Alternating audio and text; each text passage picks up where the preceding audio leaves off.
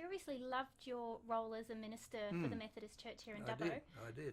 How then did you get into politics? Well, I think the people of the church were very upset that I did. I think that was one of the worrying times. I think they were very distressed that I did make the move, but there you are. Liz had only just not long, I think 2 years before this, had become the member for Dubbo after this was of course a great railway town, Dubbo. Well, so was most of the areas were so dependent on the railway line.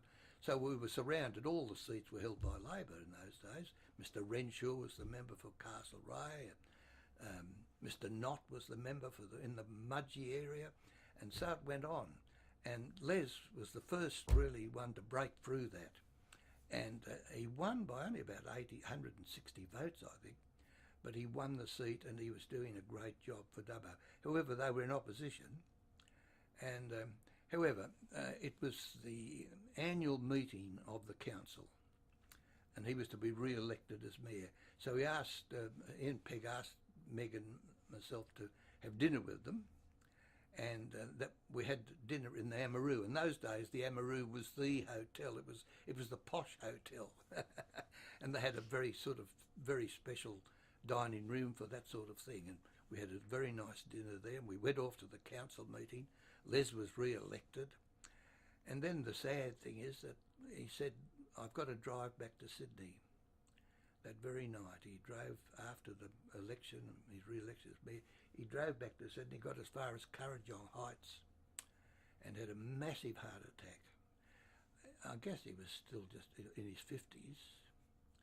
And he just died on the roadside. And so there we were. It was December 1964.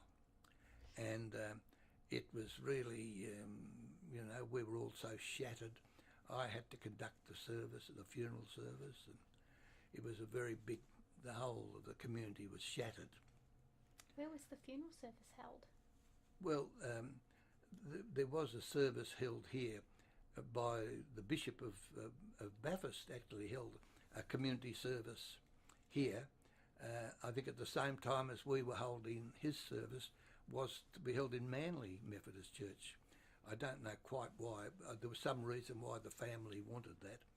I think they might have had a place in Manly where they went and where Les probably stayed while he was in Parliament. And anyway, that's where the service was to be. So I think a special plane was, I think Ansett provided a special plane to take us all. We all flew down, the council as the aldermen and all the officials from Dubbo who were to go. We all flew down in a special plane to Sydney to go to the funeral. It was a very big occasion, and of course all of the people in Sydney, that senior people in business and public service and so on, Parliament, they were all there. Federal and state. It was a massive, big occasion. So I had the privilege of conducting that. Later on, of course, when I got into Parliament, the Labor Party used to attack me and saying, "You only got in here, rode in on Les Ford's funeral." That's what they used to say to me.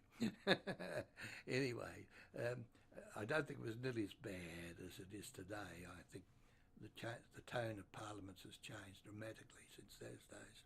Anyway, so that's how I became the member. Actually, I should say more than that.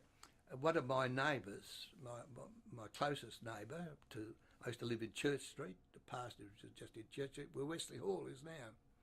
And my neighbour was a leading businessman in Dubbo who had a nickname of Snozzle Bowen, he was called.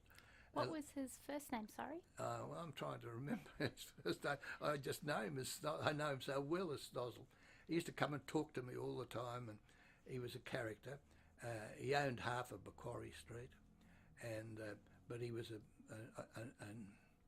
he was isolated in many ways. As an individual, he was kept to himself. He was very insular, and but he was a very interesting man. But he came, and he was the first to come and say, "Look, town's desperate. There's nobody to take Les's place. You're the only person that any of us could think of that could possibly take his place. And so you've got to stand. So I thought that was a great joke. But I don't know if he organised it, but then I'd have people ringing me up every 3 or 4 times a day. I'd get phone calls from leading people in the community saying, look, you've got to think about standing for Palmer because there's nobody else. And so it went on until eventually I thought I would have to take it seriously. So I did, and that led to, I don't, how long you want this story to go on? It could go on for a long time. The full story, please. So, you want the full story. So, of course, I had to, the church protocol was that if you're considering any important or serious action in your life, you had to discuss it with the chairman of the district, as they were called then. And that was the minister at Orange, Reverend Guy Walker, wonderful man. So I went down and saw him. He was a friend of mine. We'd been together. He was next door to me, and he talked me into coming to. He was the one who organised me to come to Dubbo. And before that, he'd been at Bowron and I was at Goulburn. He organised me to go to Newcastle when he went to Mayfield. So we were pretty close. And I was expecting him to say to me, John, you can't do this, you know, they love you too much at Dubbo, you're having too good a ministry there. Everybody says that to me, and I was expecting all that sort of thing, you see. And I was really shocked when he said to me, perhaps you ought to think seriously about this. God may be calling you to a different ministry. I was shattered. I was expecting him to say, no, we can't do without you. I was really shattered. I came home very subdued because I was really knocked about thinking they don't want me. And anyway, we did as he asked me to do. We thought and prayed about it, and I decided that, okay, I would stand. So that caused great problems. Firstly, my church were terribly upset, because they didn't want me to go. At least they didn't made it very clear that they didn't want me to go.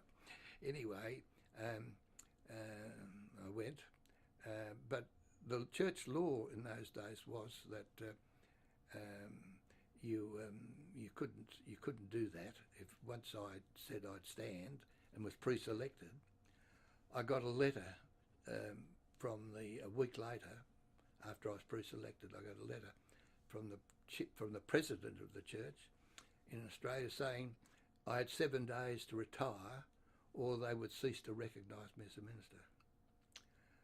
Oh, gosh, could you imagine how I felt then? We didn't know whether there was going to be a by-election because it was December and they were 3-year terms in those days, 3-year terms, but you couldn't be guaranteed it would go 3 years or what. Didn't know if there was going to be a by-election, and here was I with 5 children, and of course I had to leave the house 7 days. The house you were living in was part of the Methodist church? church? Yeah, it was the parsonage where the minister lived. I had to get out of that within 7 days.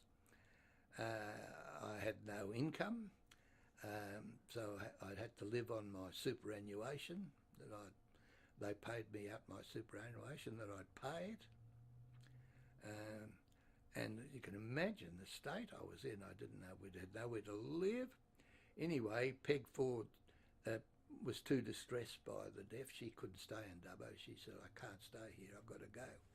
Come and stay in my house. So that's what she did. And because she'd gone, she'd left, and she said, come and stay here, which we did. And later on when I won, she graciously, on very good terms, sold us the house. So we had a very happy time in that house.